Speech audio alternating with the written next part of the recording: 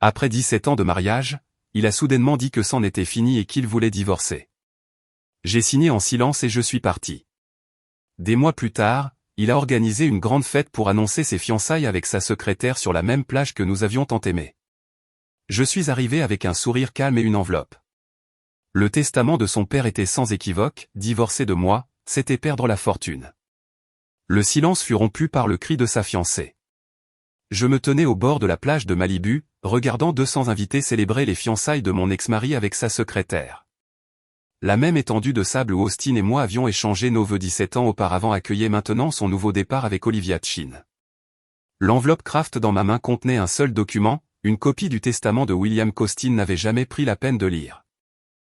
À l'intérieur, une clause qui allait lui coûter 23 millions de dollars.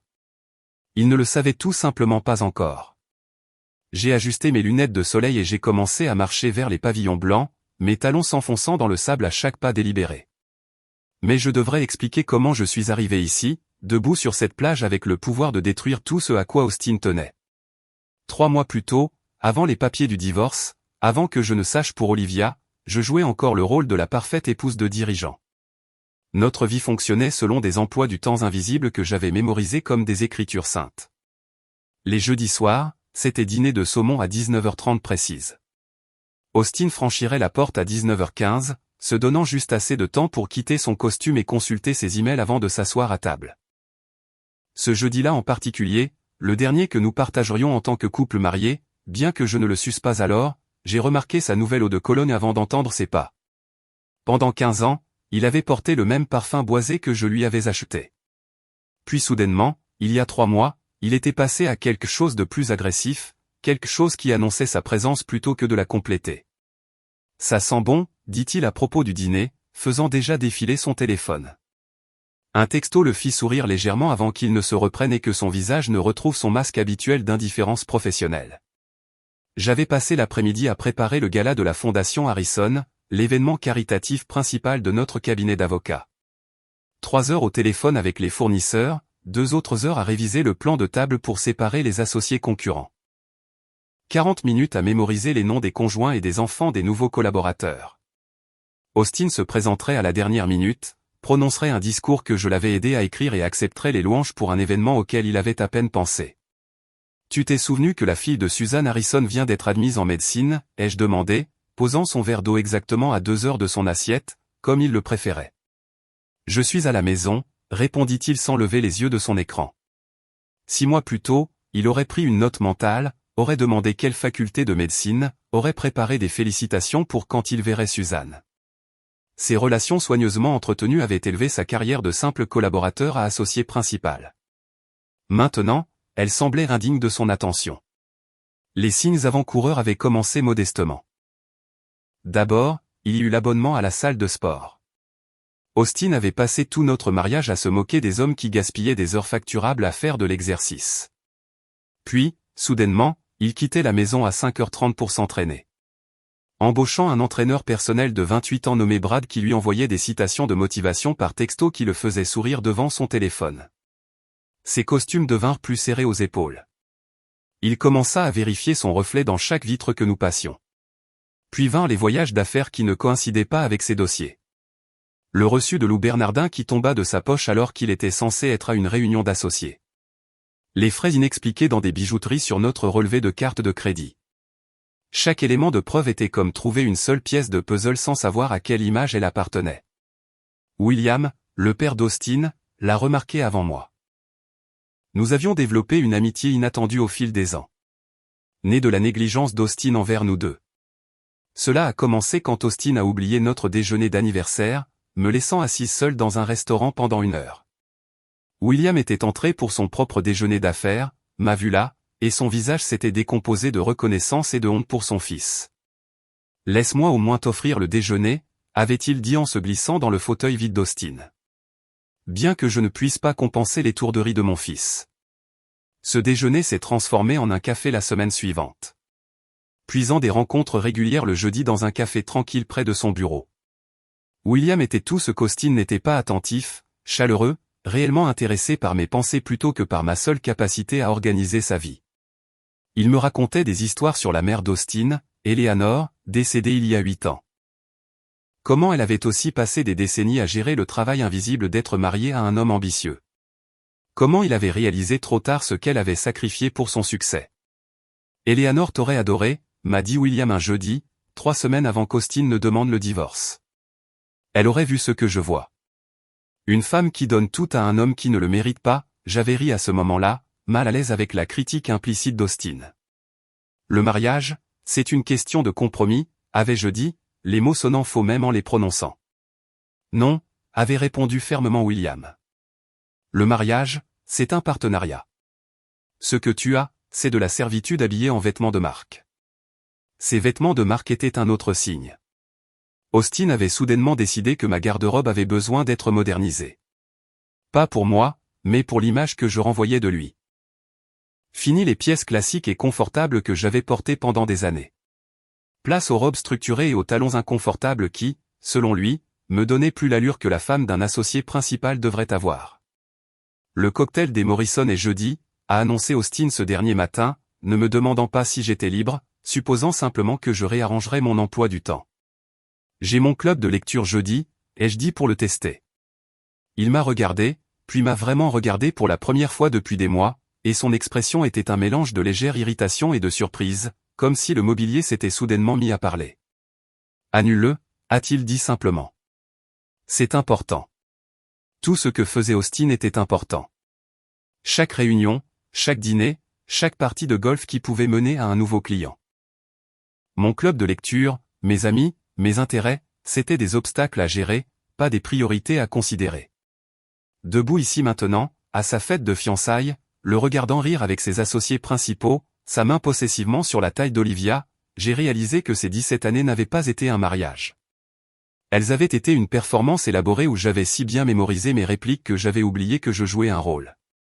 L'enveloppe Kraft dans ma main n'était pas seulement une question de vengeance ou d'argent. Il s'agissait de finalement quitter la scène sur laquelle je me produisais et de regarder le théâtre entier s'effondrer sans son soutien le plus essentiel. Les pavillons blancs flottaient dans la brise de l'océan alors que je m'approchais du rassemblement, mais mon esprit me ramena à ce jeudi soir, il y a 3 mois, où tout a basculé. Je pouvais encore entendre la précision mécanique des assiettes glissant dans le panier du lave-vaisselle, chaque mouvement délibéré et calculé, comme si Austin avait répété ce moment dans son esprit. La cuisine semblait plus petite cette nuit-là, les murs se refermant sur moi alors qu'il parlait sans se retourner. C'est fini, Kai. Je veux divorcer. 5 mots prononcés dans son dos. Je tenais un verre de Malbec, et je me souviens avoir regardé le vin trembler, de minuscules ondulations perturbant sa surface. Le réfrigérateur bourdonnait plus fort que d'habitude. Ou peut-être que le silence entre nous amplifiait chaque son. Il y avait une tache d'eau au plafond que je n'avais jamais remarquée auparavant, en forme de point d'interrogation, et je me suis concentré dessus pendant que mon mariage se dissolvait dans l'espace entre le lave-vaisselle et l'îlot de cuisine. C'est tout. Ma voix était sortie ferme, ce qui sembla nous surprendre tous les deux. 17 ans et c'est fini. Austin s'est finalement retourné, s'essuyant les mains sur le torchon avec le même soin méthodique qu'il appliquait à tout.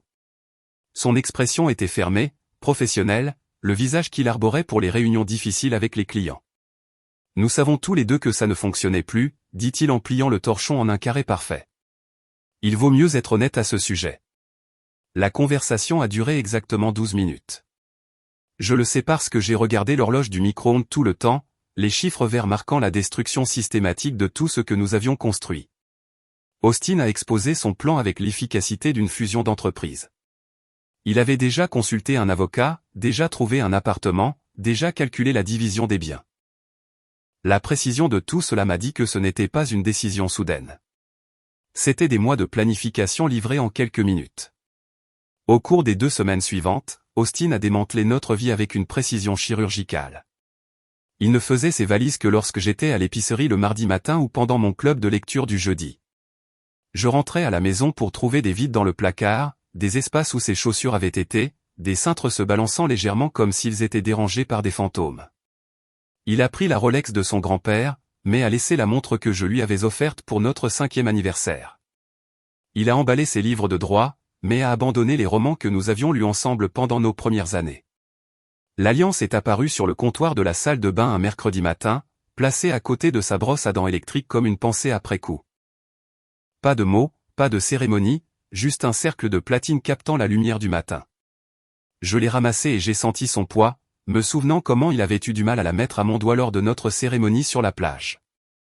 Ses mains tremblaient de ce que j'avais cru être de l'émotion, mais je me demandais maintenant si ce n'était pas simplement le trac. J'ai déménagé dans la chambre d'amis, incapable de faire face à l'empreinte que son corps avait laissée de son côté de notre lit. Mais sa présence persistait partout. Des cheveux sombres dans le drain de la douche que je ne pouvais me résoudre à nettoyer. L'odeur de son après-rasage s'accrochant aux serviettes de bain. La tasse de café qu'il avait utilisée ce dernier matin, toujours dans l'évier parce que la laver me semblait l'effacer complètement. Notre voisine Janet a fait semblant de ne pas remarquer quand la BMW d'Austin a cessé d'apparaître dans l'allée. Elle me faisait un signe de la main en promenant son terrier, son sourire crispé par le malaise d'un échec dont elle était témoin. Le facteur a commencé à laisser des colis sur le seuil sans frapper, comme si le divorce pouvait être contagieux. Même la maison semblait expirer différemment, s'étendant dans les espaces qu'Austin avait occupés, testant ses nouvelles dimensions. Les papiers du divorce sont arrivés un mardi, exactement 2 semaines après l'annonce d'Austin. Le coursier était jeune, peut-être 25 ans, et son inconfort était palpable alors qu'il me demandait ma signature. « Bonne journée », a-t-il marmonné, retournant presque en courant à son camion. J'ai porté l'enveloppe dans l'ancien bureau d'Austin. Maintenant juste une pièce avec des étagères vides et un bureau trop grand pour l'espace. Les papiers étaient exactement ce à quoi je m'attendais. Une division nette des biens. La maison serait à moi avec la moitié de nos investissements.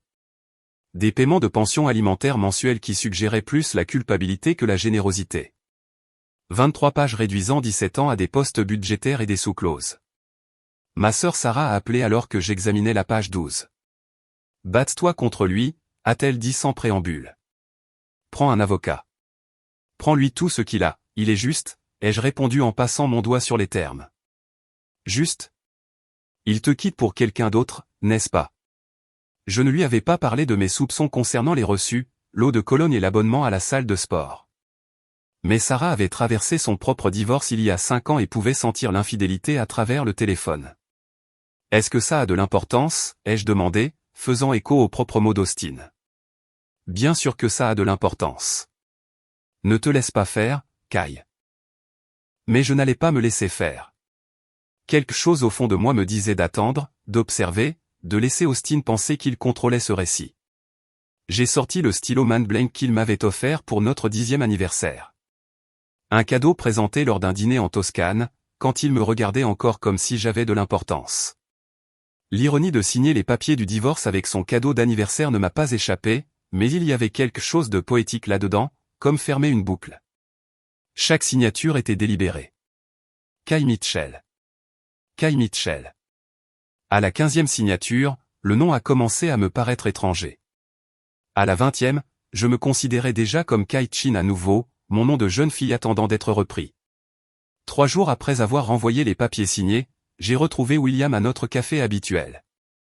Ses mains tremblaient en soulevant sa tasse. Le café débordant dangereusement près du bord. La colère qui émanait de lui était palpable, remplissant l'espace entre nous d'une tension électrique. « Dis-moi ce qui s'est passé », a-t-il dit, bien que son ton suggéra qu'il le savait déjà. J'ai expliqué l'annonce d'Austin, son départ méthodique, la procédure de divorce rapide. À chaque détail, la mâchoire de William se crispait davantage, ses jointures blanchissant autour de la tasse en céramique. T'a-t-il donné une raison ?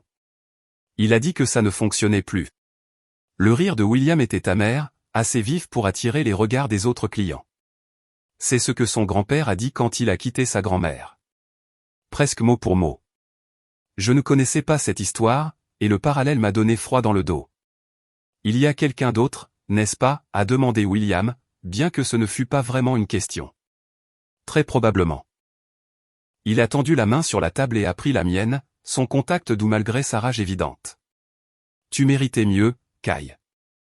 Tu as toujours mérité mieux que ce que mon fils était capable de donner. Nous sommes restés assis en silence un moment, le bruit du café s'estompant autour de nous. Le pouce de William traçait de petits cercles sur ma main. Un geste paternel qui m'a brûlé les yeux de larmes non versées. Je l'ai raté quelque part, dit doucement William. J'ai échoué à lui apprendre ce qui compte vraiment.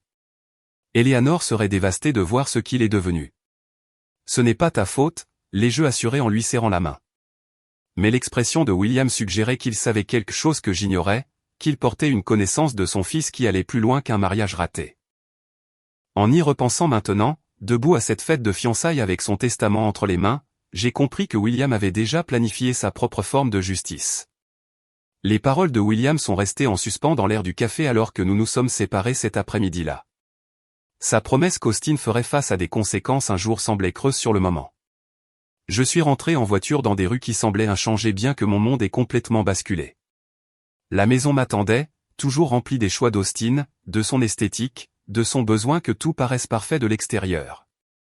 Le lendemain matin, je me tenais dans le salon avec une tasse de café, voyant vraiment l'espace pour la première fois depuis des années.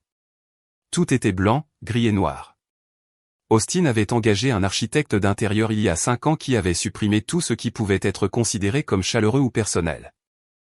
Les murs étaient d'un blanc de galerie. Les meubles anguleux et inconfortables, l'art des pièces abstraites choisies pour leur valeur d'investissement plutôt que pour un lien émotionnel. Cela ressemblait à un hall d'hôtel haut de gamme, magnifique en photo, mais impossible pour se détendre. J'ai posé mon café et j'ai pris un coussin, l'un des 6 carrés gris identiques disposés avec une précision militaire sur le canapé. Sans réfléchir, je l'ai lancé à travers la pièce. Il a heurté le mur avec un bruit sourd satisfaisant, faisant pencher une des précieuses estampes abstraites d'Austin. Le cadre de travers avait l'air mieux, en quelque sorte plus honnête. À midi, j'avais visité 3 magasins de meubles différents, pas tant pour acheter que pour rassembler du courage. La vendeuse du 3e magasin, une femme de mon âge avec de la peinture sous les ongles, a compris immédiatement. Un nouveau départ, a-t-elle demandé doucement. Quelque chose comme ça. Alors vous avez besoin de couleurs. Vous avez besoin de douceur. Vous avez besoin de choses qui vous font sourire quand vous entrez dans une pièce. Au cours des 2 semaines suivantes, la transformation a été radicale. Les murs blancs sont devenus d'un terracotta chaleureux dans le salon, d'un vert sauge doux dans la chambre, et d'un turquoise audacieux dans ce qui avait été le bureau d'Austin. J'ai acheté un canapé sectionnel surdimensionné en velours bordeaux riche qu'Austin aurait détesté, des coussins au ton de pierres précieuses, des rideaux qui bloquaient réellement la lumière au lieu d'avoir l'air simplement architecturaux. Des plantes sont apparues partout. Monstras, poteaux, figuiers à feuilles de violon créant le chaos contrôlé de la vie réelle. Janet, la voisine, a frappé un après-midi alors que j'accrochais des carillons avant sur le porche. Kai, j'ai à peine reconnu l'endroit en passant, a-t-elle dit en jetant un coup d'œil par la porte. Je l'ai fait entrer, observant son expression passer d'un intérêt poli à une véritable surprise. C'est si chaleureux maintenant, a-t-elle soufflé, passant sa main sur le nouveau plaid en chenille drapé sur le canapé. Je n'ai jamais voulu rien dire avant, mais votre maison a toujours ressemblé à un musée. Magnifique, mais ne touchez à rien. C'était le but, je pense, ai-je admis. Austin voulait impressionner les gens, pas les accueillir. 2 mois s'étaient écoulés dans cette thérapie par la rénovation lorsque mon téléphone a vibré avec une notification Instagram un samedi matin. J'ai failli l'ignorer. J'évitais les médias sociaux depuis le divorce, mais l'aperçu montrait le nom d'Olivia Chin. La curiosité a gagné. L'image m'a coupé le souffle. Il y avait Austin, bronzé et souriant sur la plage de Malibu. Notre plage. L'endroit où nous avions échangé nos vœux il y a 17 ans, où nous étions retournés pour nos anniversaires jusqu'à ce qu'ils deviennent trop occupés. La main gauche d'Olivia reposait sur sa poitrine, exhibant une bague en diamant qui captait la lumière du coucher de soleil. La légende disait, il m'a demandé en mariage au coucher du soleil. J'ai hâte de célébrer avec tout le monde à notre fête de fiançailles ce week-end. Au même endroit parfait où l'amour nous a trouvés. Ma tasse de café a glissé, heurtant le bord du comptoir avant que je ne la rattrape. Les commentaires affluaient déjà, des émojis cœur, des félicitations, des collègues du cabinet d'Austin célébrant la bonne nouvelle. L'horodatage montrait que la photo avait été postée il y a 1 heure. Mais quand la demande en mariage avait-elle eu lieu? J'ai fait le calcul rapidement. Nous étions divorcés depuis exactement 10 semaines, ce qui signifiait qu'Austin planifiait ce nouvel avenir tout en dormant encore à mes côtés.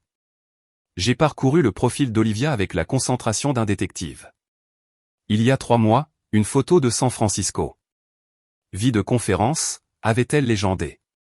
Mais je me souvenais de ce week-end où Austin était allé à San Francisco pour des dépositions, il m'avait appelé de son hôtel pour me souhaiter bonne nuit. Dans le coin de la photo d'Olivia, je pouvais voir une montre d'homme sur la table de nuit, la Rolex d'Austin. Il y a 4 mois, une photo d'elle dans un restaurant que j'ai reconnu, la Bernardine, le reçu que j'avais trouvé dans la poche d'Austin. Elle avait photographié son dessert, mais dans le reflet d'une cuillère, je pouvais distinguer le profil d'Austin. Il y a 5 mois, portant un collier que je n'avais jamais vu auparavant, un qui correspondait aux frais sur notre relevé de carte de crédit que j'avais questionné. Austin avait prétendu que c'était un cadeau de client qu'il avait oublié de déclarer en frais. Le schéma était clair. Pendant que je gérais sa vie, planifiais ses dîners, entretenais son image, il construisait une existence complètement différente avec une femme de la moitié de son âge. Mais c'est la bague qui m'a fait attraper mon téléphone et composer un numéro que je n'avais pas utilisé depuis des années. Tante Hélène, ai-je dit quand la sœur de la mère d'Austin a répondu, c'est Kai. J'ai besoin de te demander quelque chose sur la collection de bijoux d'Eleanor. Hélène n'avait jamais aimé Austin, elle l'avait clairement exprimé lors des réunions de famille jusqu'à ce qu'Austin cesse de l'inviter. Qu'y a-t-il, ma chérie, a-t-elle demandé, sa voix chaleureuse malgré les années de distance. La bague en diamantaille émeraude avec la monture art déco. Austin a dit qu'elle avait été perdue lorsque vous avez déménagé les affaires d'Eleanor. Il y eut une longue pause. Perdue ? Cette bague est dans la famille depuis 90 ans. Eleanor voulait spécifiquement qu'elle soit gardée pour. Elle s'arrêta. Pourquoi demandes-tu ça ? Je lui ai envoyé par texto la photo de la main d'Olivia. Le silence s'est étiré si longtemps que j'ai cru que nous avions été déconnectés. C'est elle, dit Hélène, sa voix tremblante de colère. C'est la bague de la mère d'Eleanor. Austin m'a dit qu'il la faisait remonter pour votre anniversaire. C'était il y a 8 mois. 8 mois avant l'abonnement à la salle de sport, avant la nouvelle eau de Cologne, avant tous les signes que j'avais remarqués. Il avait planifié sa sortie alors que je croyais encore en notre avenir. J'étais assise dans mon salon nouvellement coloré, encore en train de digérer cette chronologie de tromperie lorsque la sonnette a retenti à 19h ce soir-là. À travers le Judas, j'ai vu William debout sur mon porche, le visage grave et sérieux, tenant ce qui ressemblait à des documents contre sa poitrine. « Je suis désolé de passer si tard », dit-il quand j'ai ouvert la porte. « Mais il y a quelque chose que tu dois savoir. » Il s'est arrêté dans l'entrée, ses yeux observant la transformation. Les murs blancs avaient disparu, remplacés par des tons de terre chaud. Les meubles modernes inconfortables avaient cédé la place à des pièces qui invitaient à s'asseoir, à rester, à vivre réellement dans l'espace. « Tu en as refait une maison, » dit-il doucement, passant sa main sur la rampe en bois restaurée que j'avais découverte sous la joue en métal industriel d'Austin. Eleanor aurait adoré ça. « Que deviez-vous me dire ?» ai-je demandé, bien que quelque chose dans son expression ait fait accélérer mon pouls. Il a sorti un dossier Kraft de l'intérieur de son manteau, ses mains tremblant légèrement alors qu'il me le tendait. Il y a 8 ans, après le décès d'Eleanor, j'ai apporté quelques modifications à mon testament. J'attendais le bon moment pour t'en parler. L'expression de William contenait quelque chose de plus profond que de la simple colère à propos du divorce, un poids qui rendait l'air entre nous chargé d'une connaissance tacite. Il a sorti un document plié de la poche intérieure de sa veste, ses mouvements prudents et délibérés, comme s'il manipulait quelque chose de précieux et de dangereux à la fois. Le papier tremblait légèrement dans ses mains usées alors qu'il l'étalait sur la table basse entre nous, écartant nos tasses à peine touchées. Il y a 8 ans, après le décès d'Eleanor, j'ai apporté quelques modifications à ma planification successorale, commença-t-il, sa voix si basse que je dus me pencher pour l'entendre. Je surveillais Austin, même à l'époque, voyant des schémas qui me dérangeaient. La façon dont il t'a traité aux funérailles d'Eleanor, plus préoccupé par la lecture de son testament que par le réconfort de quiconque, la façon dont il a calculé la valeur de ses bijoux avant même que son corps ne soit froid. La section surlignée semblait pulser sur la page, le marqueur jaune transperçant le texte juridique. Le doigt de William, stable malgré son tremblement précédent, pointait un paragraphe dense en terminologie.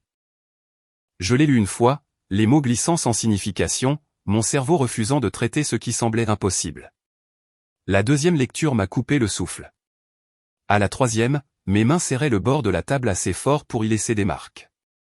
Dans le cas où mon fils Austin James Mitchell engagerait une procédure de divorce contre son épouse, Kai Chin Mitchell, sans preuve documentée d'adultère de sa part, tous les droits de succession seront annulés. Le langage continuait en décrivant les détails, mais cette première phrase contenait tout ce qui importait. Ça ne peut pas être légal, ai-je murmuré, levant les yeux vers le visage sombre de William. Mon avocat spécialisé en succession a passé 3 mois à s'assurer que c'était bétonné.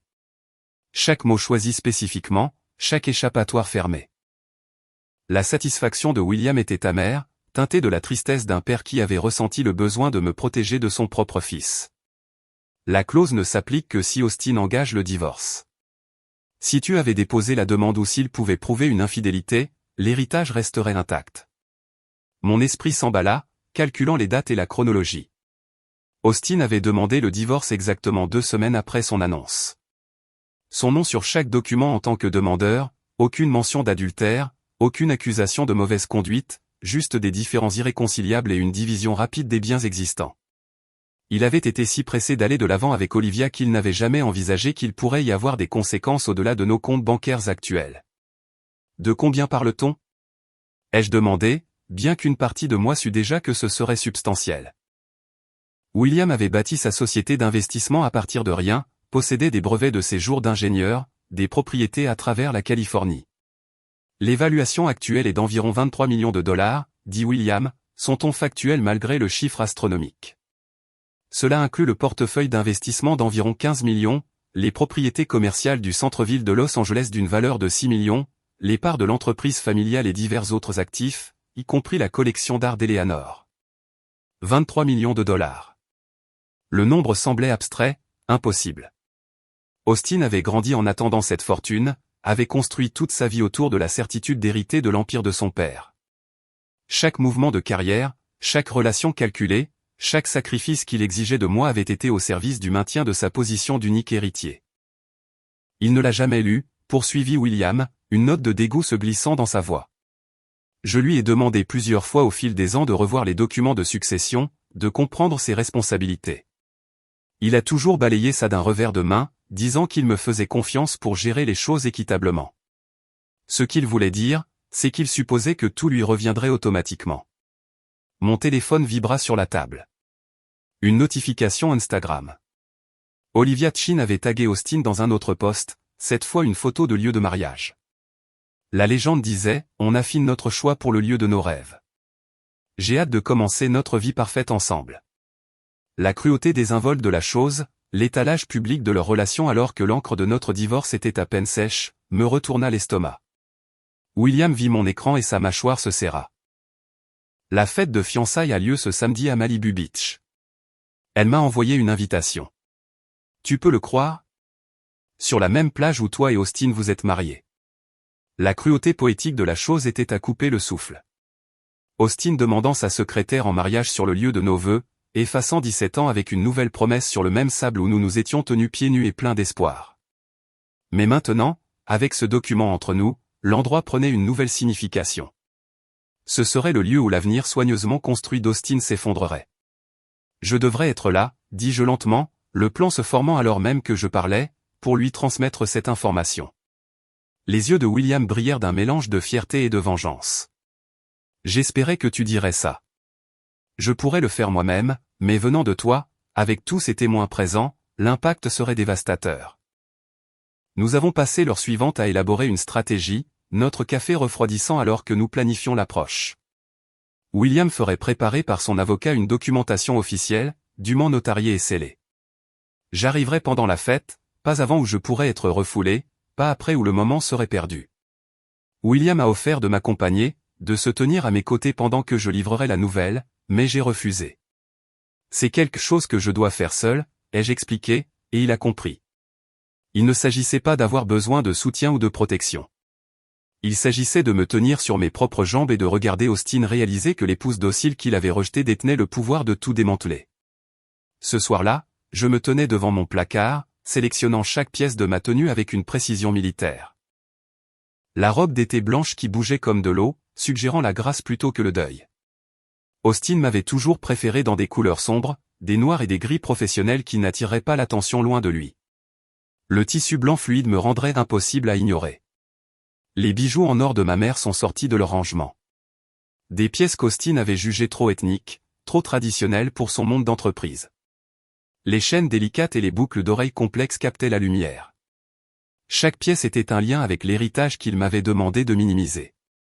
Les lunettes de soleil surdimensionnées n'étaient pas seulement pour le mystère, mais pour le contrôle. Quelles que soient les émotions que je pourrais ressentir en marchant sur cette plage, elles resteraient cachées derrière des montures de créateurs. J'ai répété devant le miroir, pas seulement ma démarche, mais toute mon attitude. Le léger sourire qui suggérait la confiance sans agression. La façon dont je tiendrais l'enveloppe, décontractée mais visible. Le ton que j'utiliserais, agréable et calme, comme si je discutais de la météo plutôt que de la destruction. Ce serait la performance de ma vie. 17 ans à jouer la femme parfaite d'Austin transformée en un moment de justice parfaite. William a appelé cette nuit-là pour confirmer que tout était arrangé. L'avocat aura les lettres officielles prêtes pour une livraison lundi matin au bureau d'Austin, a-t-il dit. Mais ton apparition à la fête, c'est ce qui rendra cela mémorable. En raccrochant, j'ai pensé à l'Austin dont j'étais tombée amoureuse il y a 20 ans. L'étudiant en droit ambitieux qui m'avait promis un partenariat, pas de la servitude. Quelque part entre sa première promotion et la fortune croissante de son père, cette personne avait disparu, remplacée par quelqu'un qui voyait les gens comme des actifs à gérer ou à jeter. Samedi ne serait pas seulement une question de révéler la clause du testament. Il s'agirait de montrer à Austin que l'actif qu'il avait jeté était celui qui maintenait son avenir intact.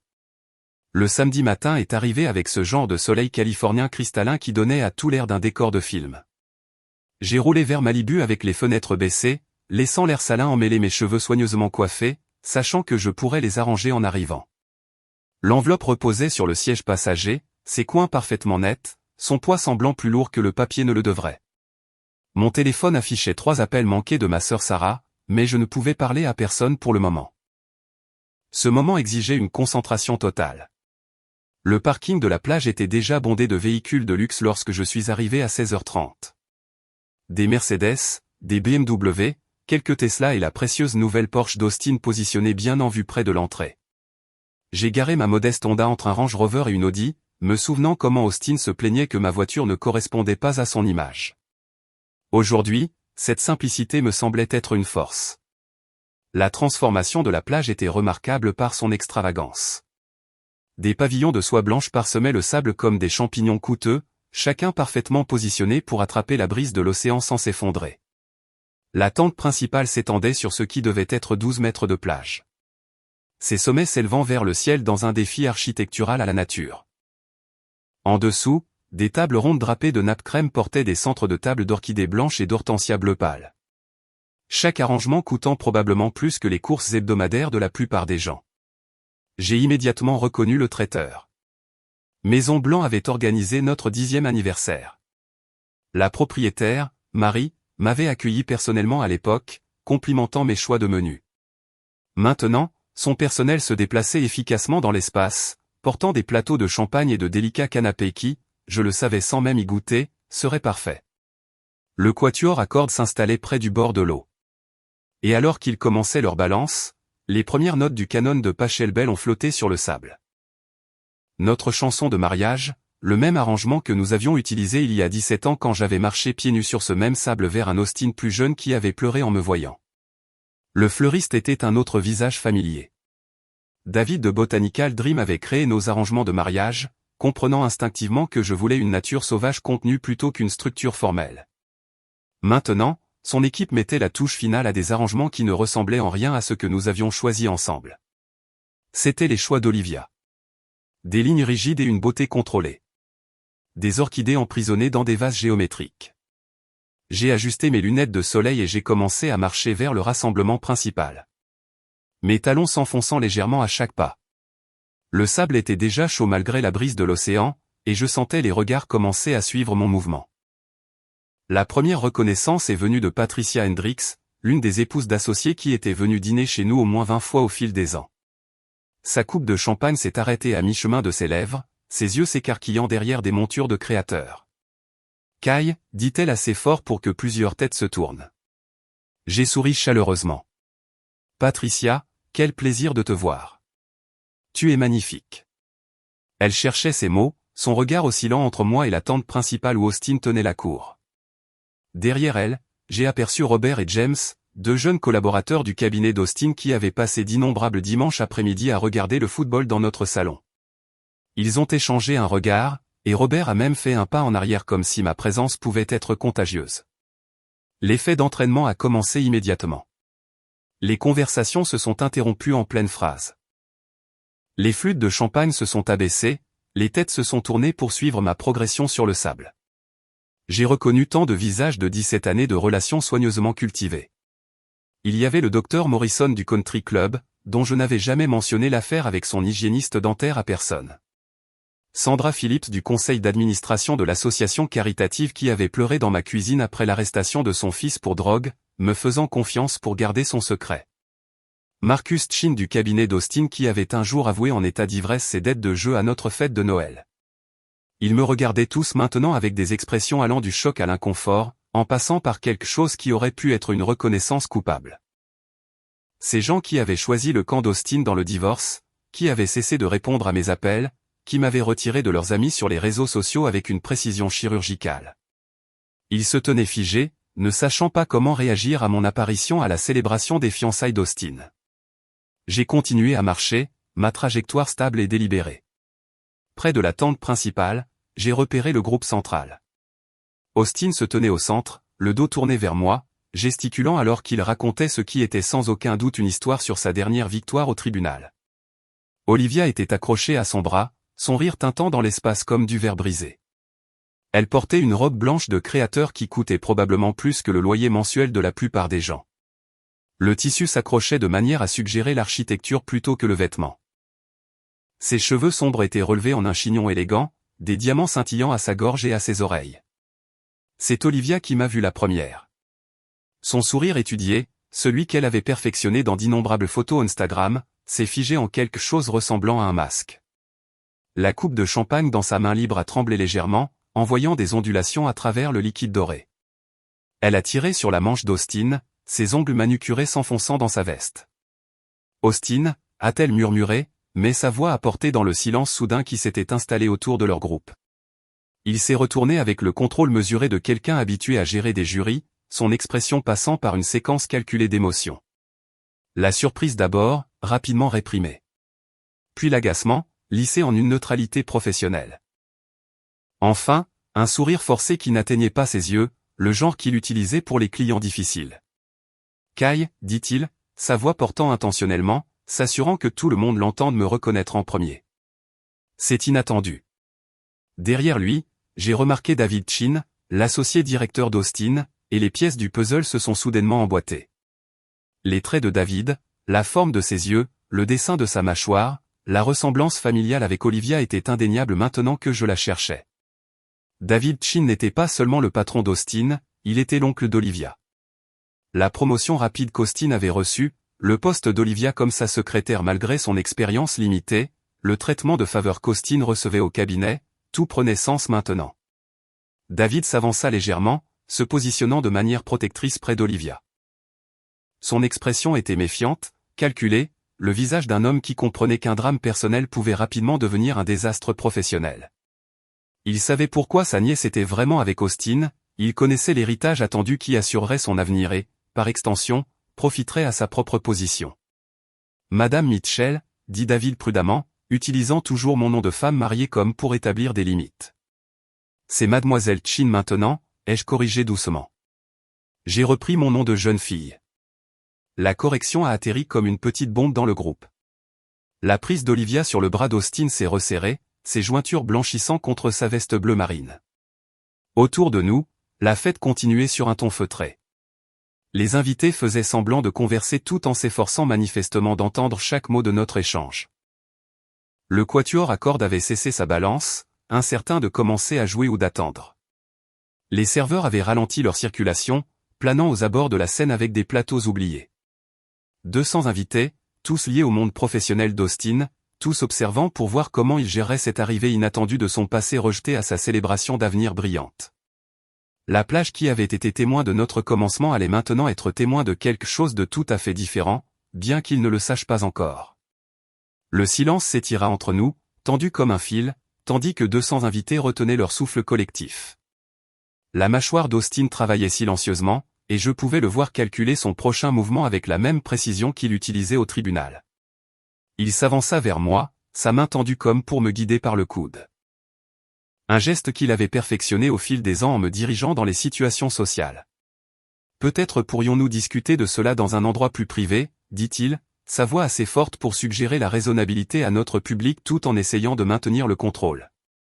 Je suis resté parfaitement immobile, laissant sa main flotter dans l'air entre nous jusqu'à ce qu'il soit forcé de la baisser. L'enveloppe dans ma main semblait chaude contre ma paume, comme si les documents à l'intérieur étaient vivants de leur propre énergie. « Oh, je ne prendrai pas beaucoup de votre temps, » dis-je, ma voix agréable et claire, portant sur la plage avec la même projection que j'avais apprise en organisant ces événements d'entreprise. Je voulais juste livrer quelque chose en personne. Cela semblait approprié compte tenu du cadre. Les yeux d'Austin se plissèrent légèrement, mais son sourire professionnel resta figé. Derrière lui, David Chin déplaça son poids, ses instincts d'homme d'affaires l'avertissant clairement que quelque chose d'important était sur le point de se produire. La prise d'Olivia sur le bras d'Austin était devenue presque désespérée, ses jointures blanches contre sa veste bleu marine, sa respiration courte et rapide. « De quoi s'agit-il, Kai » demanda Austin, tentant d'injecter de l'autorité dans son ton. J'ai sorti le document de l'enveloppe avec un soin délibéré. Le sceau officiel captant la lumière de fin d'après-midi. Il s'agit du testament de ton père, Austin. Plus précisément, de la clause morale qu'il a ajoutée il y a 8 ans. Les mots tombèrent comme des pierres dans une eau calme. Des ondes de choc se propagèrent à travers la foule assemblée. Plusieurs téléphones apparurent dans les mains, tenus à des angles qui suggéraient l'enregistrement plutôt que la consultation de messages. Le collègue d'Austin, Marcus, s'avança même, son expression passant de l'inconfort à un intérêt intense. « De quoi parles-tu » La voix d'Austin avait perdu son contrôle mesuré, montant légèrement en ton. « La clause est assez spécifique, ai-je poursuivi, tenant le document là où il pouvait le voir mais pas tout à fait l'atteindre. Si tu engageais une procédure de divorce contre moi sans preuve documentée d'infidélité de ma part, tu renonces à tout ton héritage. Tout est transféré à la fondation de recherche sur le cancer de ta mère. » Le sang quitta le visage d'Austin si rapidement que pendant un instant, j'ai cru qu'il allait s'évanouir. Sa bouche s'ouvrit, puis se referma, aucun son en sortant. Derrière lui, j'ai entendu Patricia Hendricks halter, sa coupe de champagne glissant de ses doigts pour atterrir silencieusement dans le sable. « Ce n'est pas possible, » réussit à dire Austin, sa voix à peine plus qu'un murmure. « L'avocat de votre père a confirmé. » « Et c'est entièrement contraignant, ai-je dit, maintenant mon ton calme malgré l'adrénaline qui parcourait mes veines. 23 millions de dollars, Austin. Le portefeuille d'investissement, les propriétés commerciales, les parts de l'entreprise, tout. David Chin s'avança, son esprit d'homme d'affaires analysant clairement les implications. Un associé principal sans son héritage attendu était un atout très différent pour le cabinet. Son mouvement sembla sortir Olivia de son état figé. Elle se jeta en avant, arrachant le document de ma main avec une telle force qu'un de ses ongles en acrylique s'est accroché et s'est déchiré. Ses yeux parcouraient frénétiquement la page, ses lèvres bougeant silencieusement pendant qu'elle lisait. La robe de créateur qui avait semblé si élégante quelques instants auparavant semblait maintenant la gêner pour respirer, sa poitrine se soulevant et s'abaissant rapidement alors qu'elle assimilait le langage juridique. « C'est un faux, dit-elle, sa voix aiguë et désespérée. « Ça doit être un faux. Dis-leur que c'est un faux, Austin. » Mais Austin se tenait figé, son esprit juridique reconnaissant sans aucun doute le formatage authentique, les sceaux officiels, le langage qui correspondait au style de l'avocat de son père. Son silence était plus accablant que n'importe quelle confession aurait pu l'être. Les yeux d'Olivia passaient du document au visage cendré d'Austin, cherchant un démenti qui ne viendrait pas. Elle recula en trébuchant, son talon de créateur se coinçant dans le sable et se cassant avec un craquement audible. Elle a enlevé violemment ses 2 chaussures, se tenant pieds nus dans le sable, le document froissé dans son poing serré. « Tu m'avais dit, » commença-t-elle, sa voix montant à chaque mot. « Tu m'avais promis que tout était à toi. La fortune, les propriétés, l'avenir que tu m'as vendu. Olivia, s'il te plaît. » Austin tendit la main vers elle, mais elle se dégagea brusquement, manquant de percuter un serveur portant un plateau de champagne. 23 millions de dollars. Elle criait maintenant. Toute prétention d'élégance abandonnée. Tu m'as laissé planifier une vie, un avenir basé sur de l'argent que tu n'as même pas. Le son qui sortit ensuite de sa gorge était primal, un cri de rage pure qui envoya les mouettes qui tournoyaient paisiblement au-dessus, se disperser dans toutes les directions.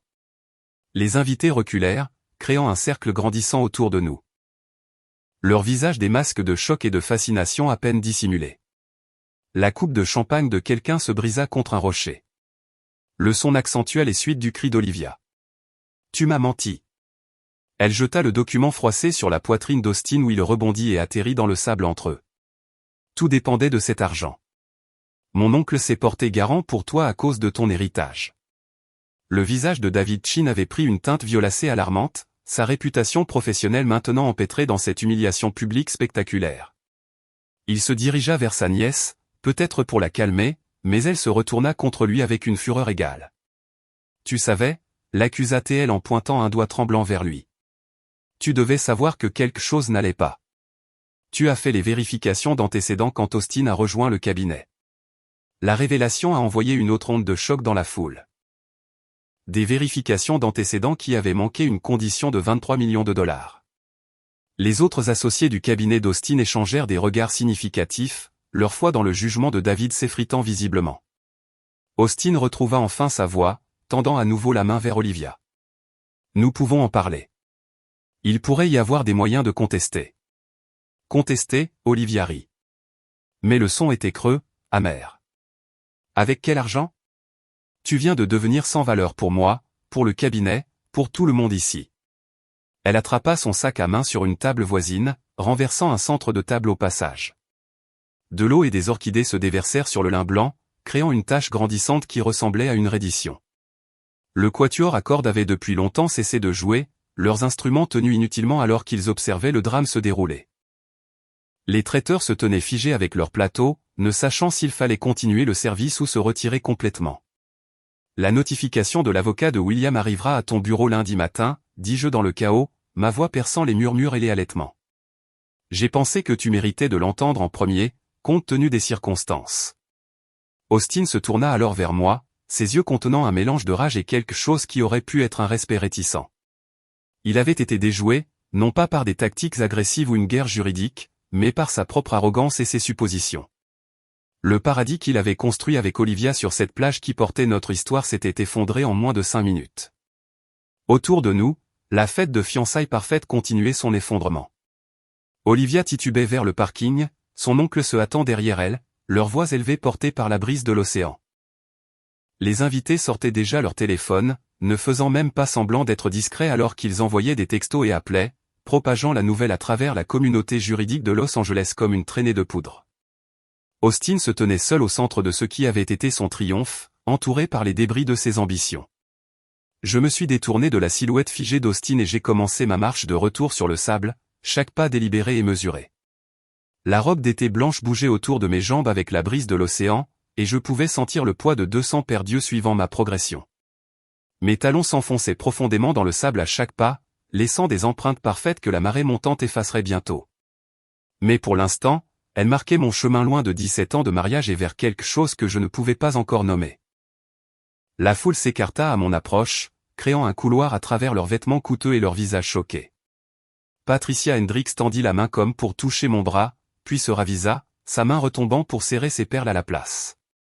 Robert du cabinet d'Austin m'a même fait un signe de tête, un geste entre le respect et la reconnaissance, comme s'il venait d'assister à une plaidoirie finale magistrale au tribunal.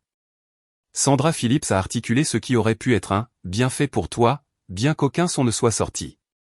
Derrière moi, le chaos continuait de se dérouler. Je pouvais entendre la voix d'Olivia portée par le vent. Des éclats de colère aigus mêlés à ce qui ressemblait à des sanglots. La voix d'Austin s'élevait de temps en temps, essayant de rétablir l'ordre, de gérer la situation comme il gérait tout le reste dans sa vie. Mais certaines choses ne pouvaient être gérées, contrôlées ou négociées. Certaines conséquences arrivaient avec la force d'une loi naturelle. Marcus Chin se mit directement sur mon chemin, son expression indéchiffrable. Pendant un moment, j'ai pensé qu'il pourrait dire quelque chose, pourrait essayer de défendre Austin ou de me condamner pour mon timing. Au lieu de cela, il s'est écarté avec quelque chose qui approchait d'une révérence, un geste de reconnaissance pour ce que je venais d'accomplir. En passant, je l'ai entendu murmurer à sa femme. Austin aurait dû lire le testament. Première règle du droit, toujours lire les documents. Le sable céda la place au pavé alors que j'atteignais le parking, et le sol solide sous mes pieds me donna l'impression de passer d'un monde à un autre. Les bruits de la fête, les voix murmurantes, le fracas lointain des vagues, le rire nerveux de quelqu'un commencèrent à s'estomper. Je pouvais voir ma Honda devant, modeste et fiable parmi les véhicules de luxe, attendant exactement là où je l'avais laissé. Mon téléphone vibra dans mon sac alors que j'atteignais la voiture. Je l'ai sorti pour trouver un message de William, horodaté de quelques minutes seulement. Il devait surveiller l'horloge, sachant approximativement quand je livrerais la nouvelle. Le message était typiquement bref. J'espère que la livraison s'est bien passée. Dîner jeudi, c'est moi qui invite, comme toujours. La normalité de la chose, la supposition décontractée que notre dîner régulier continuerait malgré la bombe que je venais de faire exploser dans la vie de son fils me fit sourire pour la première fois de la journée. Pas un sourire étudié ou stratégique, mais quelque chose de sincère. J'ai répondu rapidement. Je ne manquerai ça pour rien au monde. Ton fils sait maintenant ce qu'il a perdu. Mes mains étaient parfaitement stables alors que je déverrouillais la voiture et que je me glissais derrière le volant. Pas de tremblement, pas de choc retardé, pas de soudaine vague de regret ou de doute. Le calme étrange qui m'avait porté à travers la confrontation restait solide comme le roc. Ce n'était pas l'équilibre fragile d'une émotion réprimée, mais quelque chose de plus profond, de plus fondamental. La paix qui vient quand on se tient enfin pleinement dans sa propre vérité. J'ai démarré le moteur et j'ai quitté la place de parking, jetant un dernier regard à la plage dans mon rétroviseur. Les pavillons blancs qui avaient semblé si élégants une heure auparavant ressemblaient maintenant à des monuments à l'orgueil démesuré d'Austin. Des structures temporaires qui seraient démantelées au matin, ne laissant aucune trace de leur existence. L'océan continuait son rythme éternel, indifférent au drame humain qui se jouait sur ses rives. Cette même étendue de sable avait été témoin de notre mariage il y a 17 ans, lorsque j'avais marché pieds nus dans les vagues dans une simple robe blanche, croyant à l'éternité. La route côtière s'éloignait de la plage, et je la suivais en passant devant des points de repère familiers qui semblaient être des bornes kilométriques de notre relation. Il y avait le restaurant Ocean View où Austin m'avait demandé en mariage, à genoux avec une bague qu'il avait choisie sans me consulter, si certain que je dirais oui qu'il avait déjà fait des réservations pour notre fête de fiançailles.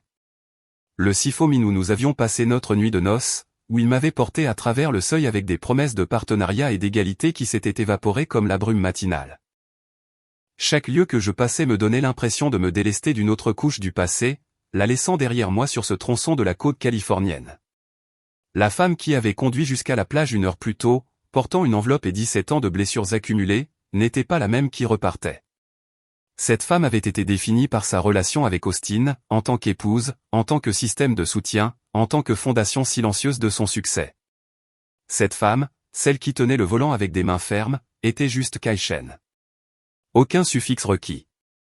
L'autoroute s'ouvrait devant moi, et j'ai appuyé sur l'accélérateur, sentant la Honda répondre avec empressement.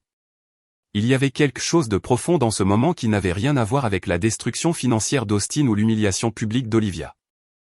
Il ne s'agissait pas de l'argent qu'il avait perdu ou des conséquences auxquelles il ferait face lundi matin lorsque l'avocat de William rendrait tout officiel.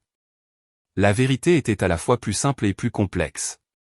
La vengeance, réalisais-je, ne consistait pas à détruire activement quelqu'un. Il ne s'agissait pas de planifier sa chute ou d'orchestrer son humiliation. La vraie vengeance consistait simplement à prendre du recul et à laisser les propres choix de quelqu'un se dérouler sans le filet de sécurité qu'il tenait pour acquis.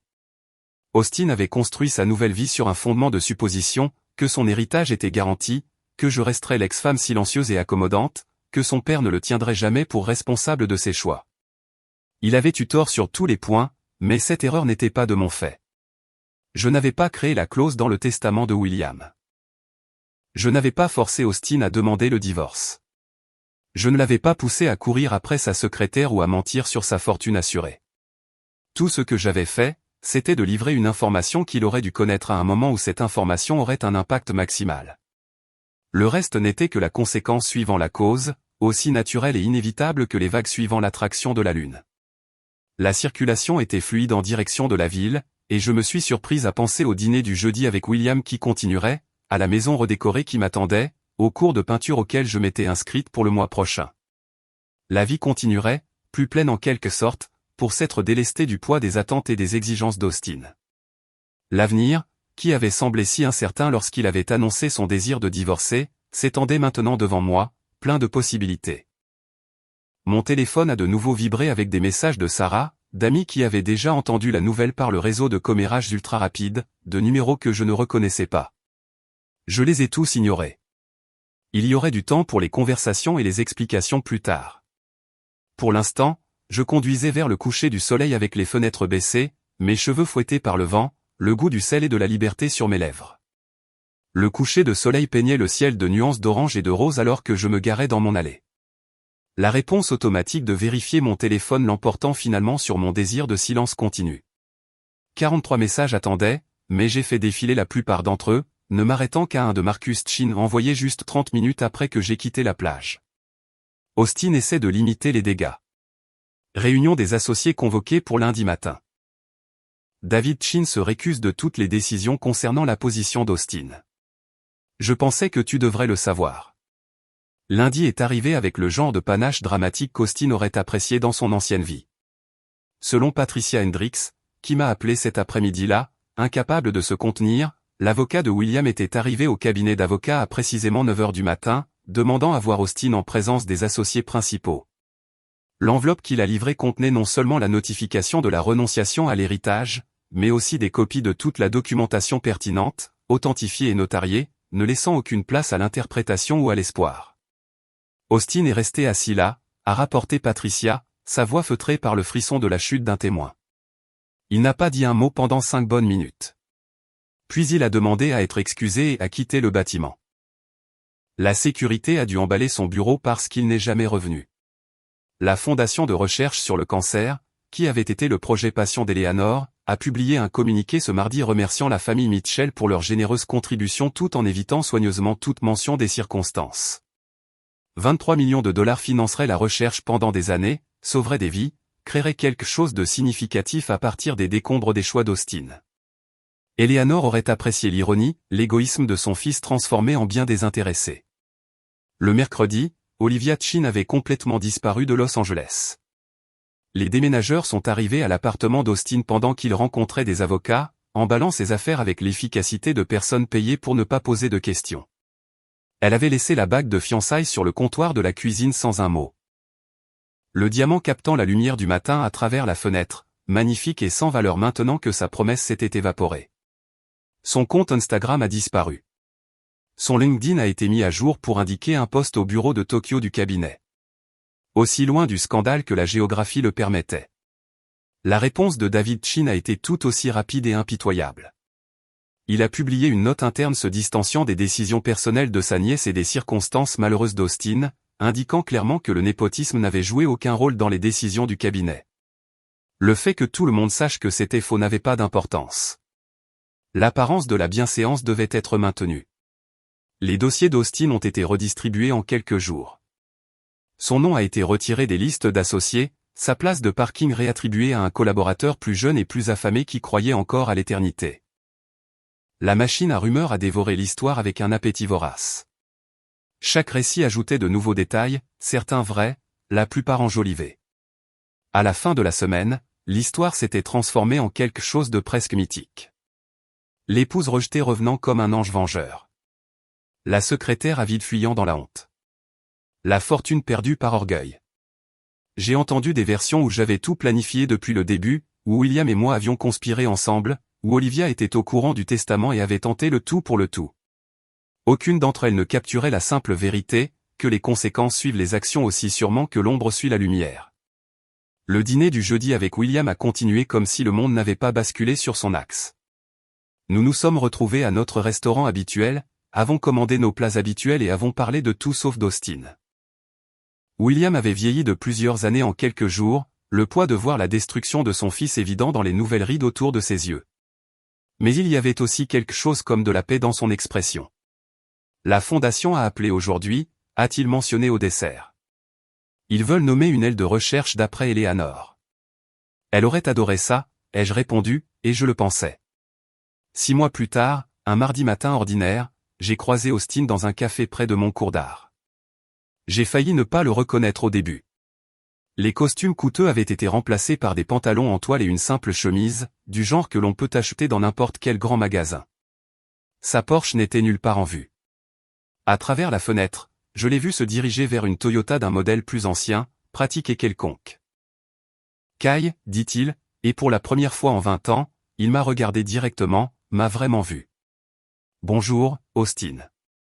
Nous sommes restés là un moment, deux personnes qui s'étaient autrefois promis l'éternité, maintenant des étrangers avec trop d'histoire.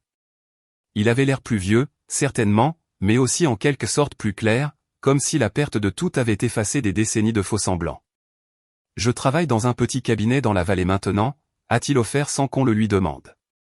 Des cas de dommages corporels principalement. C'est en fait intéressant quand il s'agit d'aider les gens au lieu de simplement facturer des heures. C'est bien, ai-je dit, et j'ai constaté que je le pensais. Je voulais m'excuser, a-t-il commencé, puis s'est arrêté, semblant réaliser l'insuffisance des mots. Pas pour ton bénéfice. Je sais qu'il est trop tard pour ça, mais j'ai besoin que tu saches que je comprends maintenant. Ce que j'ai jeté. Ce que je n'ai jamais vu quand je l'avais. J'ai étudié son visage, cherchant la manipulation qui avait toujours été là. Les mots calculés conçus pour atteindre un résultat spécifique. Mais il n'y avait rien de stratégique dans son expression, juste de l'épuisement et quelque chose qui aurait pu être un regret sincère. Comprendre trop tard, c'est toujours comprendre, ai-je dit finalement. Il a hoché la tête, a commencé à dire autre chose, puis s'est ravisé. Nous nous sommes séparés sans nous dire au revoir. Deux personnes marchant dans des directions opposées, enfin libérées de l'orbite de l'autre. Les dîners du jeudi avec William sont devenus la pierre angulaire de ma nouvelle vie. Nous avons exploré des restaurants à travers la ville, parlé de livres, d'art et de voyage, construit le genre de relation que j'avais toujours voulu avec mon propre père, mais que je n'avais jamais eu. Il m'a aidé à comprendre les implications fiscales lorsque j'ai vendu certains investissements. A célébré avec moi lorsque ma première peinture s'est vendue dans une galerie locale. A écouter sans jugement lorsque j'ai parlé de peut-être recommencer à sortir avec quelqu'un un jour. La maison est devenue vraiment mienne à travers de petites transformations. Le bureau à domicile d'Austin est devenu mon atelier d'art. Les fenêtres orientées au nord inondant l'espace d'une lumière parfaite. La salle à manger formelle que nous avions utilisée 2 fois par an est devenue une bibliothèque remplie de livres qu'Austin aurait qualifiés de futiles. Le jardin, qui avait été entretenu par des services pour paraître perpétuellement parfait, a poussé à l'état sauvage avec des légumes et des fleurs qui attiraient les papillons et les abeilles. Debout dans ce jardin un soir, de la terre sous mes ongles, de la peinture encore sur mon jean, j'ai compris que la meilleure vengeance n'avait pas été de détruire Austin du tout. Elle avait été de refuser d'être détruite moi-même, de m'éloigner de cette plage, de 17 ans de dévalorisation, vers une vie qui était entièrement, authentiquement, et sans excuse, la mienne. La femme qui s'était tenue à Malibu Beach avec une enveloppe pleine de conséquences cherchait la justice. La femme qui s'occupait des tomates dans son propre jardin avait trouvé quelque chose de mieux. Elle s'était trouvée elle-même.